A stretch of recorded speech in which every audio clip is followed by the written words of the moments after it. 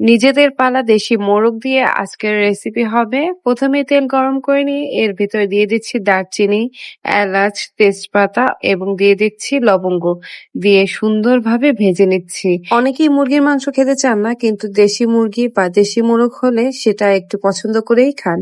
ঠিক এমনই ভাবে আজকে আমি ঝোল ঝোল করে পাতলা করে রান্না করছি। এটা খেতে অনেক বেশি মজা লাগবে। পেঁয়াজ কুচি দিয়ে দিলাম পরিমাণ মতো, দিয়ে সুন্দরভাবে এগুলো সফট করে ভেজে নিতে হবে। দিয়ে দিচ্ছি পেঁয়াজ বাটা। পেঁয়াজ বাটার পরিমাণটা একটু বেশি পরিমাণে দেব, এতে করে ঝোলটা একটু ঘন হবে, খেতেও অনেক বেশি মজা লাগবে।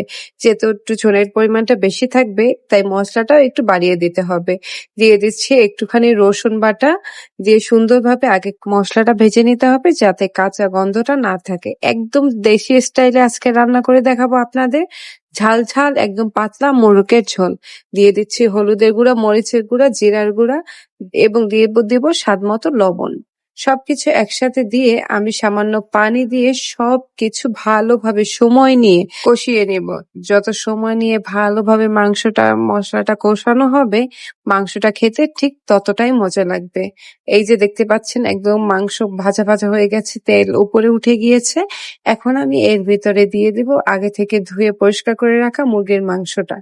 এই যে দেখতে পাচ্ছেন, এটা দেখতেও অনেক বেশি মজা লাগছে। আসলে এই দেশি মোরগ বা মুরগি যেটাই বলেন না কেন, এগুলো খেতে অন্যরকম স্বাদ। আর সেটা যদি হয় নিজেদের পালা তাহলে তো কথাই নেই। এরপরে আমি দিয়ে দিচ্ছি ভালোভাবে কষানোর পরে এর ভিতরে দিয়ে দিচ্ছি ফুটন্ত গরম পানি। গরম পানি দিলে যেকোনো মাংস খেতে একটু বেশি মজা লাগে। অবশ্যই চেষ্টা করবেন গরম পানি দিয়ে মুরগির মাংসটা রান্না করার। ও, আমি একটু আলুও দিয়েছিলাম। ২ টা আলু কেটে এখানে দিয়ে দিয়েছিলাম। সেটা আমি অফ ক্যামেরায় দিয়ে দিয়েছি। তো যাই হোক, আপনাদের সুবিধার্থে আমি বলে দিলাম।